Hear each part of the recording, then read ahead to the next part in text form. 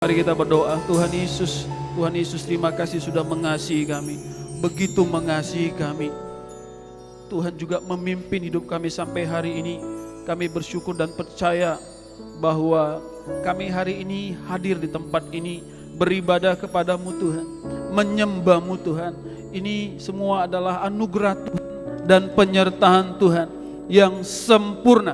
Sekalipun Tuhan kami mengalami banyak pergumulan, kesulitan, persoalan, sakit, penyakit, tapi kami bisa melewati, bisa menghadapi, bahkan mengalami kemenangan dan mujizat bersama dengan Tuhan. Itu semua anugerah-Mu semata, karena Tuhan mengasihi setiap kami dan Tuhan yang memimpin hidup kami. Tuhanlah kekuatan kami. Terima kasih Bapa, terima kasih Tuhan kami Yesus Kristus. Kami bersyukur untuk berkat-berkat Tuhan yang kami terima setiap hari. Kami bisa memuji dan menyembah-Mu Tuhan. Itu sudah semua berkat Tuhan bagi kami. Terima kasih Bapa, terima kasih Yesus.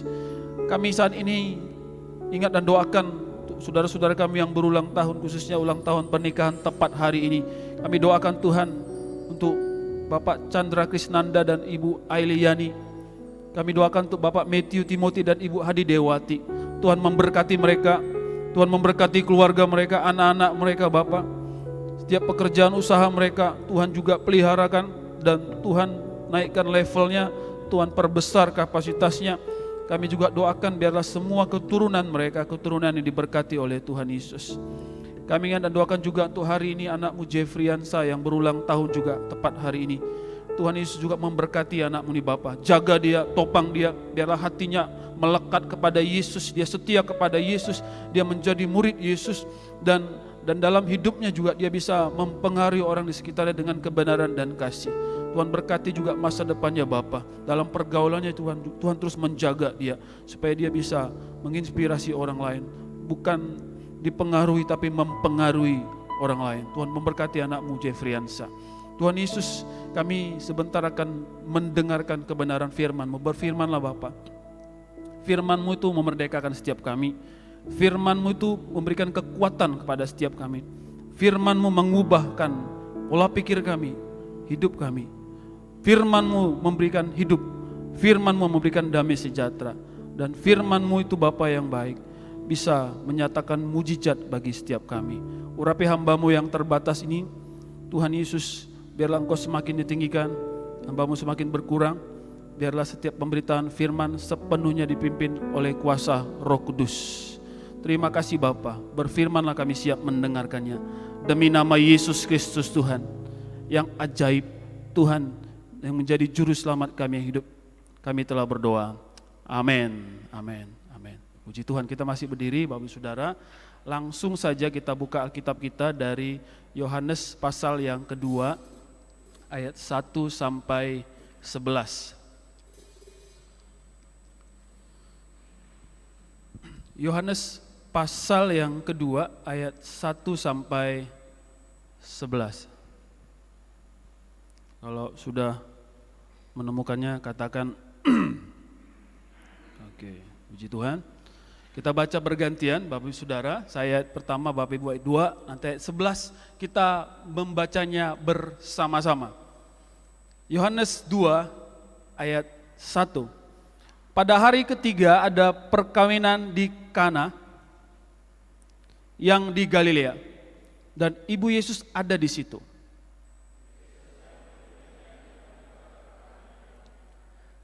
Ketika mereka kekurangan anggur, ibu Yesus berkata kepadanya, mereka kehabisan anggur.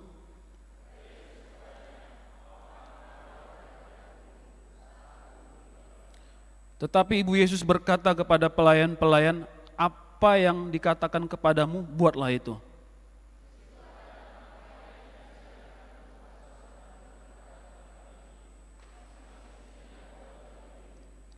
Yesus berkata kepada pelayan-pelayan itu, isilah tempayan-tempayan itu penuh dengan air. Dan mereka pun mengisinya sampai penuh.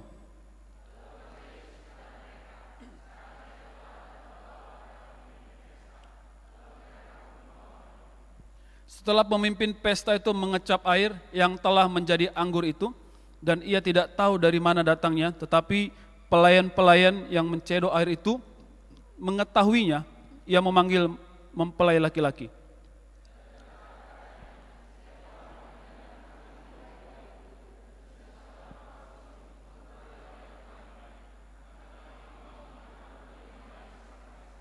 Kita bersama.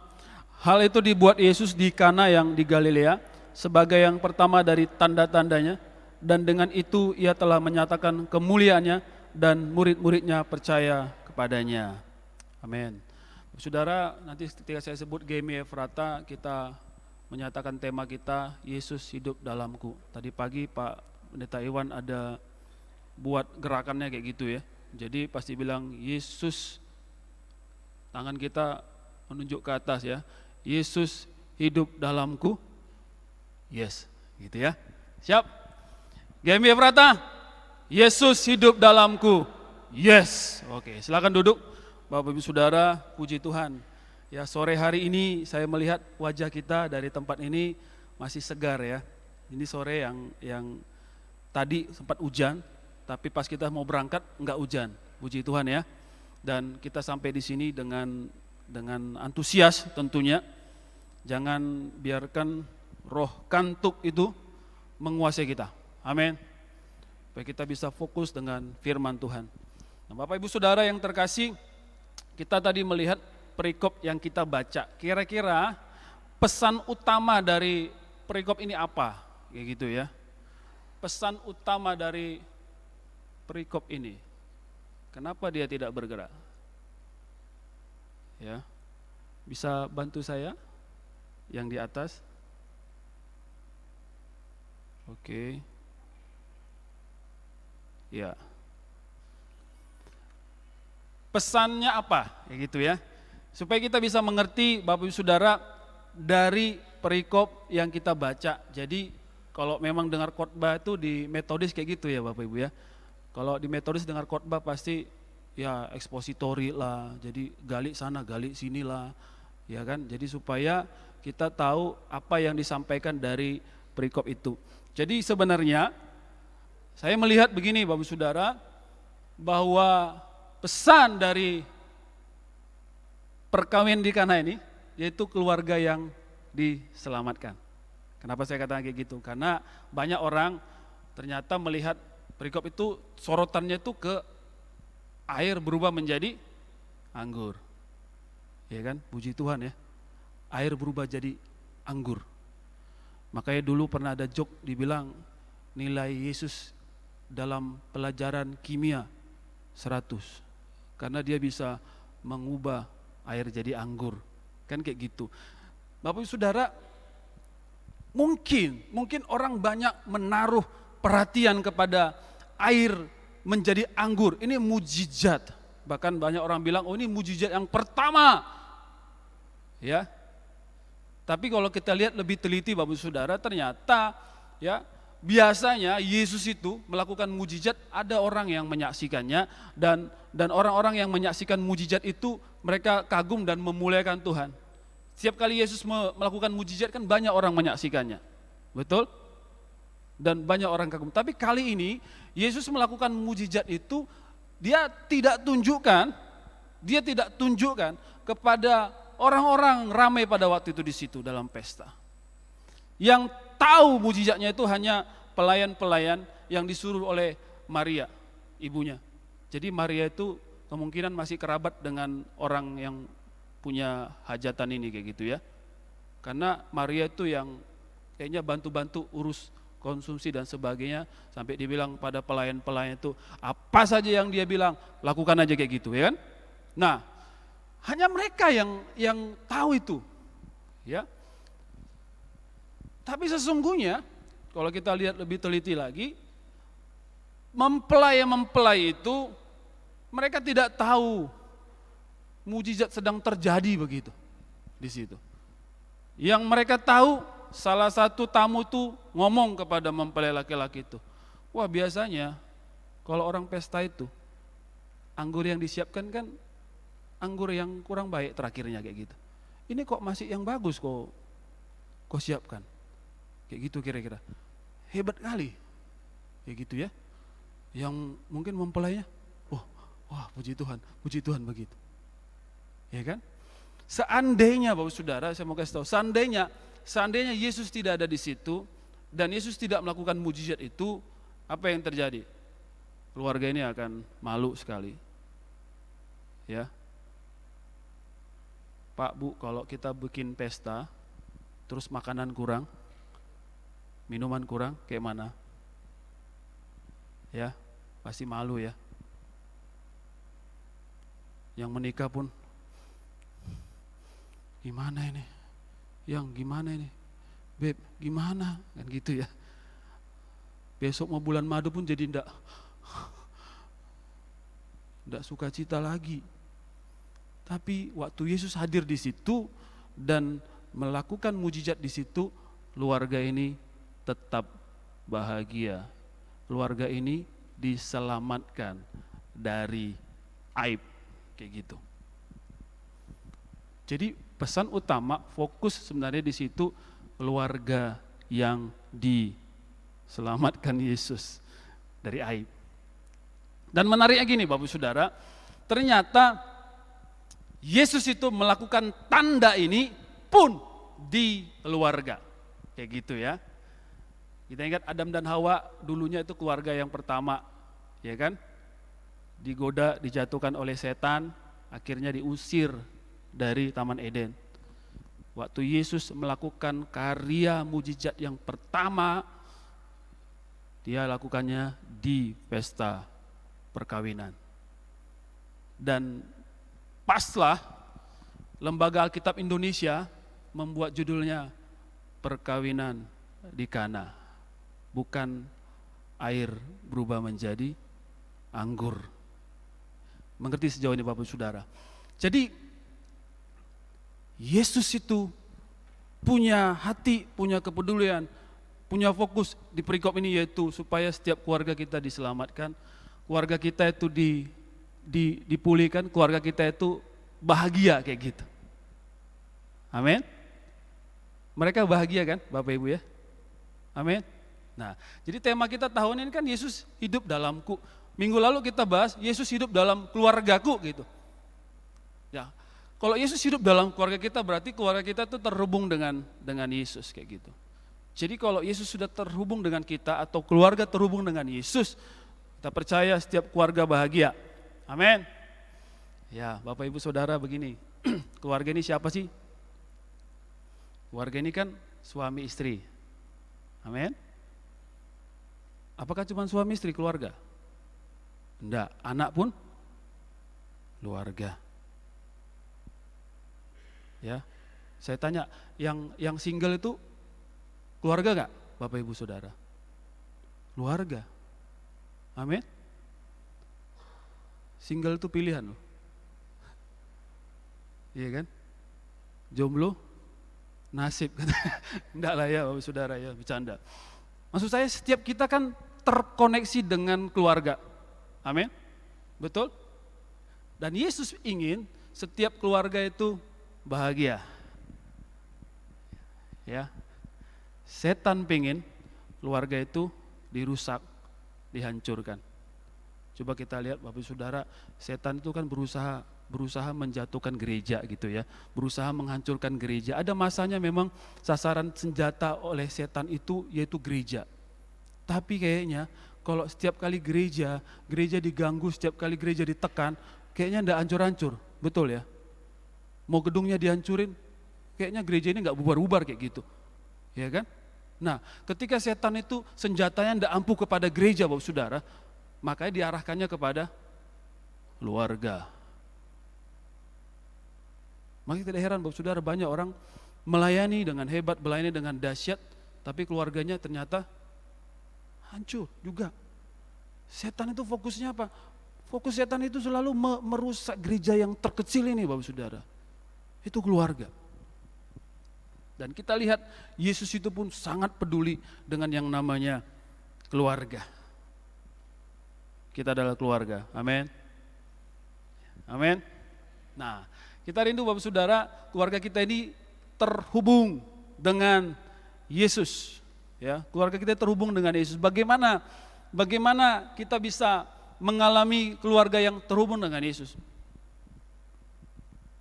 Kalau keluarga sudah terhubung dengan Yesus, apakah masalah semua bisa beres, Bapak Ibu? Ini pertanyaan. Ya. Kalau pengkhotbah kayak gitu, pengkhotbah yang nanya, pasti nanti dia juga yang jawab, kan kayak gitu kalau pengkhotbah biasanya. Ya kan? Dia lempar pertanyaan, terus dia sendiri yang jawab. Itu pengkhotbah. Nah, pertanyaan kalau keluarga ini terhubung dengan Yesus, Bapak Ibu Saudara, apakah keluarga itu bebas dari pergumulan, persoalan, masalah? Saya pikir tidak. Amin. Ya contohnya keluarga yang menikah ini. Yesus ada di situ pun tetap ada masalah. Ya kan? Coba lihat samping kanan kiri. Ini kan keluarga-keluarga yang bermasalah. Coba lihat, Pak. dari mukanya aja kayaknya banyak masalah ini kayak gitu. Ya. Saya mau kasih tahu gini, setiap keluarga itu tidak ada yang sempurna. Betul? Ada keluarga yang sempurna? Ya. Tidak ada keluarga yang sempurna, saya kasih tahu, Bapak Saudara. Tapi ketika terhubung dengan Yesus, ketika ada Yesus di situ, baru bisa sempurna. Ketika ada Yesus dalam keluarga kita, pergumulan demi pergumulan kita akan bisa lalui dan kita akan mengalami banyak kemenangan kayak gitu.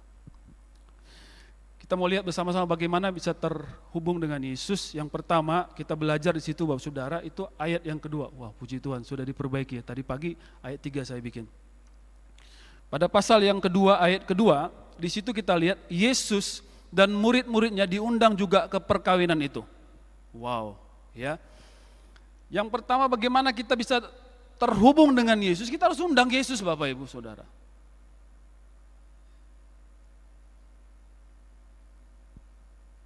Kenapa harus kita undang Yesus? Karena Yesus itu adalah Tuhan. Kita lihat Bapak Saudara, menarik di sini pada ayat-ayat berikutnya, yaitu ayat keempat. Waktu Maria bilang kepada Yesus begini, ya, anggurnya habis. Ya kan? Memang kalimatnya Maria itu enggak ada suruh Yesus memang. Kayak gitu ya. Maria hanya bilang kepada Yesus kayak gini, mereka kehabisan anggur. Dan Yesus bilang gini, mau apakah engkau daripada aku ibu? Saatku belum tiba. Iya kan? Nah, kata ibu di sini Bapak Saudara ya, ternyata Yesus memanggil Maria di situ dengan kata perempuan sebenarnya. Ya, dalam bahasa Indonesia masa kini, ya kan? Atau dalam bahasa Indonesia sehari-hari versinya Alkitab kita ini dipakai kata perempuan. Kalau dalam bahasa Inggrisnya woman. No cry. Enggak tambah no cry-nya, woman aja. Kalau dalam bahasa Yunaninya kata aslinya dipakai gune. Bukan meter atau metron kayak gitu. Karena dalam Matius pasal 1 ayat 18 di situ ada diberitahukan Maria ibunya. Nah, kata ibunya di situ dipakai bukan gune, tapi yang dipakai itu metron kayak gitu. Ibu. Tapi dipakai gune artinya perempuan. Jadi Yesus bilang kepada mamanya di situ, "Mau apakah engkau dari aku, perempuan?" Woman, kayak gitu. Iya kan? Nah, ini menunjukkan begini Bapak Saudara. Ini menunjukkan bahwa Yesus itu Tuhan. Kenapa saya bilang begitu? Karena bukan pengaruh Marianya Yesus melakukan mujizat itu, bukan. Ya, tapi saatku belum tiba. Itu waktunya adalah waktu Tuhan. Waktunya adalah waktu Yesus kayak gitu. Atau begini Bu Saudara, pernah ingat waktu Yesus yang ketinggalan di Bait Allah waktu umur 12 tahun, ya kan? Maria dan Yusuf sudah pergi balik kayak gitu. Setelah 3 hari kemudian, anakku tinggal. Kan gitu ceritanya Bapak Saudara. Baru balik lagi mereka, balik lagi menjumpai Yesus. Maria bilang, kami sudah mencarimu kemana-mana. Apa kata Yesus, Bapak Saudara? Bukankah aku harus berada di rumah Bapakku? Kayak gitu. Ya kan? Yesus itu kadang-kadang memberitahukan bahwa dia sebenarnya ini Tuhan. Satu pihak memang dia ini anak Maria gitu, yang dikandung Roh Kudus, dilahirkan oleh Maria. Tapi lain pihak, Yesus itu berapa kali menyatakan bahwa dia ini Tuhan. Jadi bukan pengaruh Maria, makanya Yesus melakukan mujizat itu. Mengerti Bapak Saudara? Yesus itu Tuhan.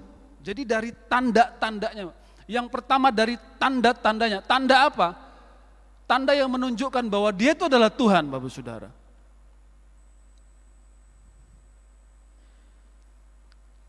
Tuhan yang ajaib, Tuhan yang menjadi manusia, Tuhan yang berkuasa atas apapun, Tuhan yang berkuasa atas alam, Tuhan yang berkuasa atas keluarga, kayak gitu. Yesus itu Tuhan. Amin. Oleh karena itu kita perlu undang dia untuk menguasai hidup kita, untuk bisa menguasai keluarga kita, Bapak Saudara. Karena Yesus itu adalah Tuhan. Kalau istilah saya suka pakai, dia penguasa tunggal di bumi dan di sorga, Bapak Saudara. Wow. Mau undang Yesus ke rumah kita, Bapak Ibu? Amin. Kalau Yesus ada dalam rumah tangga kita, mau sehebat apapun pergumulan, saya yakin, saya juga yakin, terlalu yakin, kita bisa mengalami banyak mujizat loh. Benar loh. Bagaimana cara kita mengundang Yesus? Saya pikir sederhana sekali. Ya, panggil namanya. Tidak ada nama lain di bawah kolong langit yang oleh namanya kita dapat diselamatkan. Ya, Yesus mengajarkan murid-muridnya untuk bisa ngobrol dengan Allah itu hanya dengan doa, Bapak Saudara. Saya pikir sederhana sekali kalau kita mau mengundang Yesus, caranya bagaimana? Ya, berdoa, baca firman, sembah dia secara pribadi, berkomunikasi dengan dia secara pribadi. Ya, karena komunikasi kan yang satu bicara, satu mendengar. Ada waktunya kita berbicara, kita ngobrol dengan Tuhan, tapi ada waktunya izinkan Tuhan berbicara kepada kita lewat firman-Nya. Gitu. Dan lebih mantap lagi kalau menurut saya itu, kita butuh mesbah keluarga. Bapak Ibu, mesbah tahu artinya? Ya, tempat atau korban persembahan itu ya, yang korban bakaran yang dipersembahkan kepada Tuhan, itu tradisinya dalam perjanjian lama.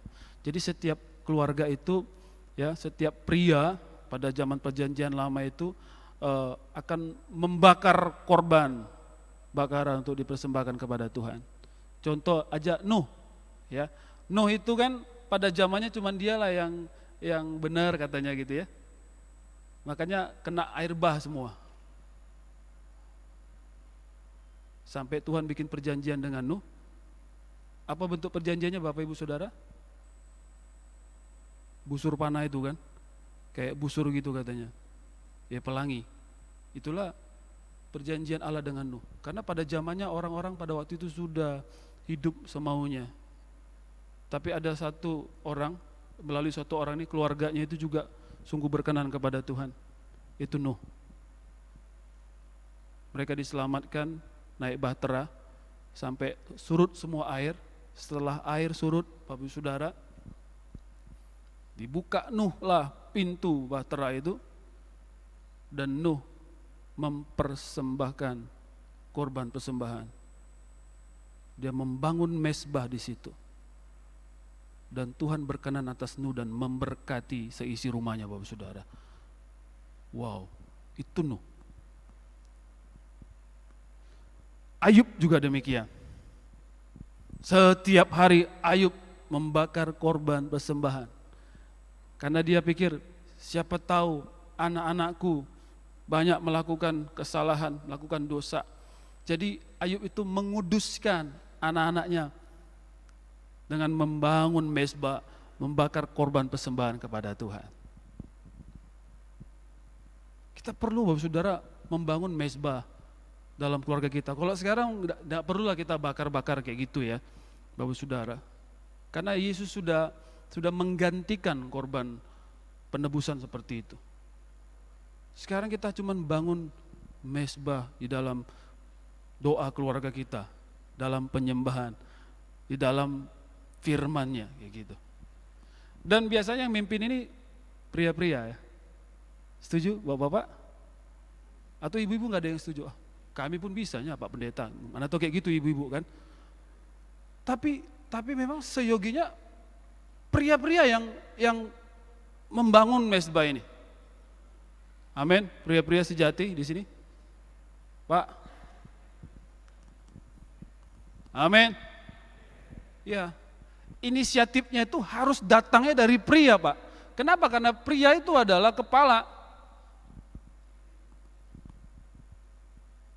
Laki-laki itu kepala dari perempuan.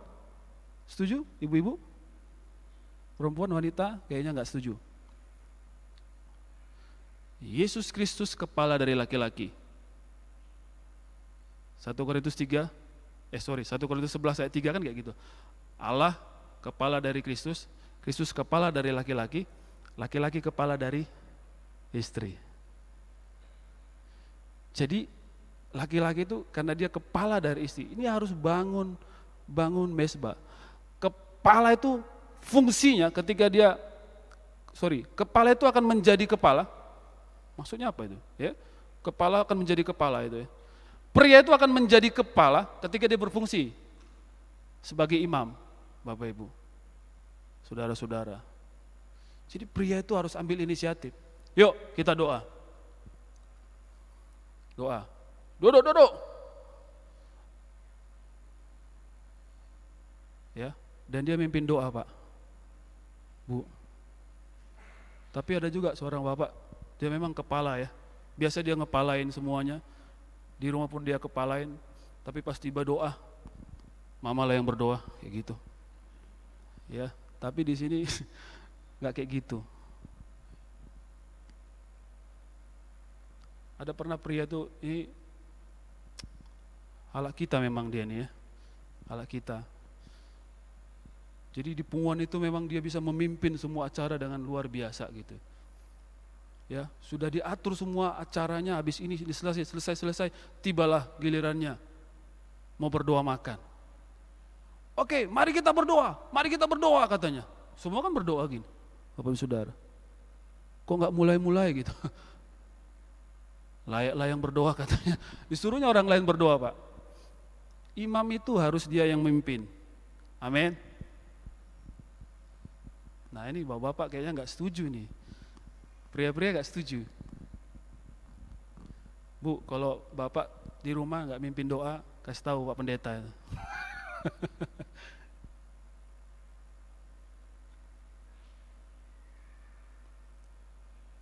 Tapi kadang-kadang, bukan kadang-kadang lah, sering kali ya, pria itu lupa ya. Kan penyakit pria itu lupa. Kadang HP-nya tinggal, dompetnya tinggal, istrinya pun tinggal. Tadi mana dibuatnya gitu ya. Waktu pria itu lupa, perempuan itu harus menolong. Amin. Jadi ibu itu harus tolong. Pak, kita kayaknya jadwal hari ini kita adalah mezbah keluarga loh. Oh iya ya, ayo. Nah itu menolong.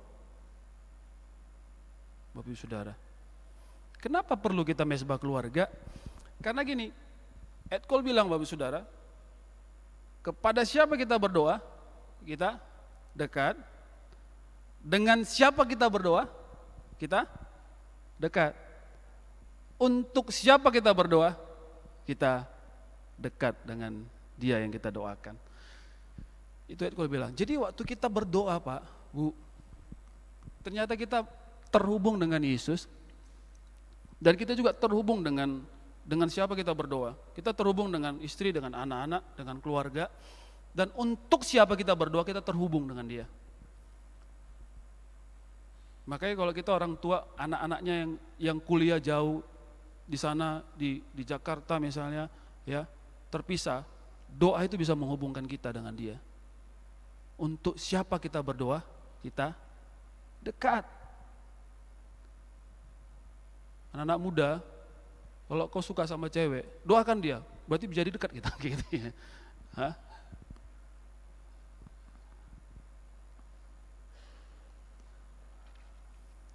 Tadi pagi saya bilang, saya setiap hari Pak, saya doakan istri saya sama anak-anak saya.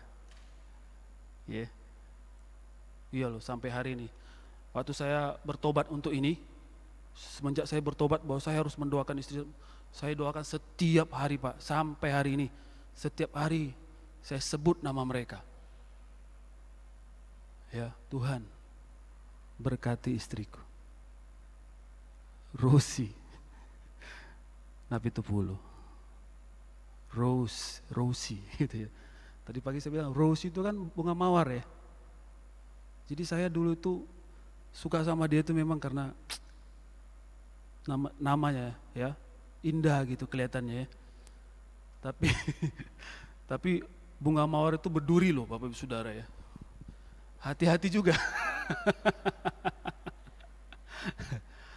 Kalau dari namanya, dulu perjuangan saya itu susah loh. Harus melewati duri-duri itu untuk bisa mendapatkan yang namanya mawar itu ya. Rose, nama dia Rosie. Sebenarnya Rose, dari Rose tinggal tambah Y aja. Kadang-kadang orang kalau tulis, siapa namanya Bu? Rosie, suka salah tulis namanya itu. Ya, Rosiela, Rosie, R-O-S-I lah. Saya suka protes, Pak, R-O-S-E-Y. Rosie. Bunga mawar Pak, tulis yang benar Pak kayak gitu ya. Rosie, kayak gitu. Saya sebut namanya Pak, saya sebut harus. Dia istriku, supaya jangan lupa.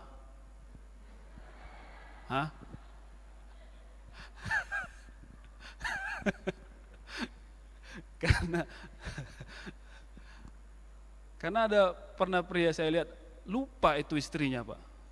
Kenapa saya lupa istrinya? Masa dia bilang istrinya itu goblok lah, maka istrinya itu maaf kata ya, saya pernah dengar curhatan istri karena memang ribut gitu ya dengan suaminya. Jadi suami itu suka panggil dia anjing gitu. Hai, kasar nian ya. Aku heran, berarti lupa dia itu istrinya, kan benar enggak? Ya kan? Kalau dia sampai panggil istrinya itu anjing berarti dia lupa itu istrinya. Makanya Pak, kalau saya waktu ribut dengan istri saya ini, saya doa langsung, Tuhan Yesus, dia istriku. Jangan sampai lupa, gara-gara emosi, kan kita bisa jadi sebut dia dengan yang aneh-aneh, benar enggak? Tuhan Yesus dia istriku. Setiap hari kita doakan, Bapak-bapak, anak-anak kita doakan, Rea, Darren, setiap hari Pak doakan. Harus supaya terhubung dengan Yesus, terhubung kita satu sama lain. Kayak gitu. Amin. Jadi bagaimana terhubung dengan Yesus, kita panggil, kita undang Yesus hadir dalam keluarga kita. Bangun penyembahan, tinggikan dia, sembah dia. Sembah dia itu artinya kita mengakui bahwa dia yang mengendalikan sepenuhnya hidup kita. Menyembah dia berarti dia satu-satunya Tuhan yang berkuasa atas pergumulan dan persoalan hidup kita. Kita bangun mesbah sembah, dan pastikan gini Pak, saya mau kasih tahu ya, kadang-kadang berat sekali, ada yang bilang kayaknya berat sekali melakukan mesbah keluarga ini. Sebenarnya jangan buat berat-berat ya. Ada pernah kasih saran gitu ya. Kalau bikin mesbah keluarga jangan bikin yang membosankan kayak gitu. Mesbah keluarga ya mesbah keluarga, namanya keluarga. Semua kan akrab, dekat, santai, rileks, tapi serius kayak gitu. Sembah Tuhan sama-sama sembah Tuhan. Baca renungan atau baca Alkitab boleh. Doanya gimana doanya? Gak usah Pak sampai 2-1 jam. Kalau udah 1 jam itu anak kecil itu langsung lari Pak, ya. Anak remaja udah lari gitu. Buat serileks mungkin dia bilang gitu. Supaya apa? Kita pengen terhubung dengan Tuhan Yesus, kita terhubung dengan keluarga. Amin. Yang kedua Pak, bagaimana keluarga kita bisa terhubung dengan Yesus? Kita belajar dari perikop ini ya, kita mengikuti dan menaati perkataan Yesus. Ya. Oke, Yesus ada di pesta perkawinan itu. Ada. Tapi butuh ketaatan juga untuk bisa mengalami yang namanya mujizat. Ibu Maria bilang pada pelayan-pelayan itu, apa yang dia bilang, lakukan. Kan kayak gitu. Jadi Yesus bilang, isi semua 6 tempayan itu. Bapak Ibu tahu nggak 6 tempayan itu apa? Itu untuk basuh kaki. Jadi kalau orang datang dari mana-mana, dari tempayan itulah untuk basuh kaki. Kayak gitu. Ya kan? Jadi Yesus bilang, isilah 6 tempayan itu dengan air. Oke. Nurut aja mereka, isi. Udah diisi penuh, sekarang bagikan. No, kan itu air. Harusnya anggur, tapi tetap nurut. Karena disuruh nurut aja. Jadi begini Pak, kalau Yesus ada dalam keluarga kita harus taat kepada Yesus.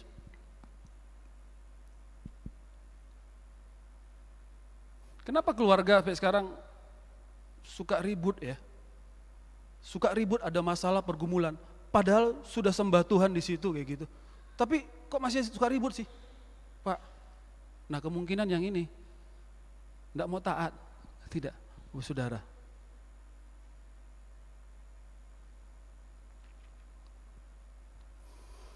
Kita perlu menaati apa yang Yesus katakan gitu, ya. Kenapa sampai orang, oh Tuhan, ini kayaknya kuasa kegelapan ini kayaknya kuasa kegelapan ini. Roh jahat ini sedang mengganggu keluargaku nih. Aku berdoa, aku perintahkan keluar, kayak gitu ya. Mengerti ya? Mungkin setan bilang, kau kali yang keluar, kata setan. Kenapa? Kita ini, Bapak Ibu Saudara kita ini kurang mau menaati Tuhan dalam hidup kita. Waktu keluarga kita ada yang tidak sempurna, saya katakan tidak sempurna lah ya. Iya kan? Butuh kasih karunia. Butuh ketaatan kepada Yesus untuk bisa menerima dan mengasihi keluarga kita yang tidak sempurna di rumah itu. Amin. Ya. Tadi pagi saya katakan, oh ya, orang suka pakai doa Power Rangers gitu ya. Doa Power Rangers tadi pagi saya bilang ya. Tahu doa Power Rangers? Ya, dia pengen istrinya berubah, ya kan? Dia pengen suaminya berubah, dia pengen anak-anaknya berubah kayak gitu.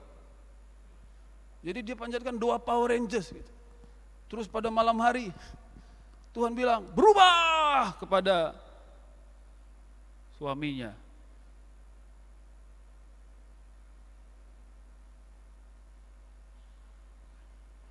Pak, kalau misalnya kita bilang, Tuhan aku pengen istri yang sempurna Tuhan. Enggak kayak dia gitu. Iya kan? Kalau istri Bapak sempurna, enggak mungkin mau sama Bapak. Percaya aja lah. Ya. Kalau saya ini sempurna, Kalau istri saya ini Pendeta Rosi ini sempurna, mungkin enggak mau dia sama saya. Enggak ada orang yang sempurna. Masalahnya gini, kita ini mau menaati Tuhan enggak di dalam berelasi dengan pasangan, berelasi dengan anak-anak. Kita ini mau melakukan firman enggak? Ketika ada masalah Bapak Saudara dalam rumah tangga, kita mau melakukan firman atau lebih menuruti kedagingan kita, lebih menuruti keegoan kita, lebih menuruti pikiran kita yang terbatas ini Pak, Bu, Saudara. Jadi yang kedua ini penting. Kita bukan hanya mengundang Yesus hadir di dalam rumah tangga kita, tapi kita perlu juga untuk menaati Yesus. Amin. Apa itu? Habis waktu. Ya. Firman Tuhan bilang ini, saudara, orang yang meremehkan ajaran Tuhan mencelakakan dirinya. Orang yang taat pada hukum Allah akan mendapat upahnya. Sekali lagi, Amsal 13 ayat 13, kalau terjemahan LAI enggak kayak gini. Ini bahasa yang sederhana, bahasa Indonesia sehari-hari. Orang yang meremehkan ajaran Tuhan mencelakakan dirinya. Orang yang taat pada hukum Allah akan mendapat upahnya. Jadi Bapak Saudara, kita ini butuh taat dan setia menaati Yesus. Kalau tidak, kita akan menuai rebellious heart, tahu ya, hati yang memberontak. Orang yang tidak taat, opposite-nya itu kan tidak taat, berontak. Jadi kalau kita biasakan hidup kita tidak menaati Tuhan, tidak menaati firman, tidak menaati kebenaran, maka kita akan menuai pemberontakan. Kita ini mudah untuk tidak taat seperti itu. Orang yang meremehkan ajaran Tuhan akan mencelakakan dirinya. Kalau kita nggak taat, celaka sendiri Pak, Bu, Saudara, kayak gitu ya. Orang yang taat pada hukum Allah akan mendapat upahnya. Dan Yesus katakan, setiap orang yang mendengarkan perkataanku ini dan melakukannya, kata Yesus, ia sama seperti orang yang bijaksana mendirikan rumahnya di atas batu, kemudian turunlah hujan dan datanglah banjir, lalu angin melanda rumah itu, tetapi rumah itu tidak rubuh sebab didirikan di atas batu. Wow, keluarga yang mengundang Yesus hadir dalam rumahnya, dan keluarga yang mendengar perkataan Yesus dan melakukannya, Bapak Saudara, ini akan seperti orang yang bijaksana yang mendirikan rumah di atas batu. Ada gelombang, masalah, ada hujan badai, ada terpaan, tidak akan jatuh, tidak akan rubuh. Penting sekali bagi kita, saudara, untuk menggumulkan ini bersama, mengalami ini bersama. Keluarga yang terhubung dengan Yesus adalah keluarga yang mengundang Yesus hadir dalam keluarga. Ini kesimpulannya Bapak Saudara ya. Puji Tuhan ya. Kita sudah masuk dalam kesimpulan. Puji Tuhan. Ini terakhirnya nih ya. Apapun pergumulan dan persoalan yang dihadapi, mereka tidak akan goyah. Dan akan mengalami perlindungan dan mujizat Tuhan Yesus. Amin. Baik. Pastikan kita mengundang Yesus hadir dalam rumah tangga kita, Pak, Bu. Bangun mezbah keluarga, bangun doa, bangun firman. Pastikan Yesus yang mengendalikan hidup kita, pikiran kita, rencana kita, masa depan kita. Dan yang kedua, kita harus menaati apa yang Yesus katakan. Bukan yang saya mau. Bukan ego saya, bukan kedagingan saya, tapi Yesus. Amin. Mari kita berdoa.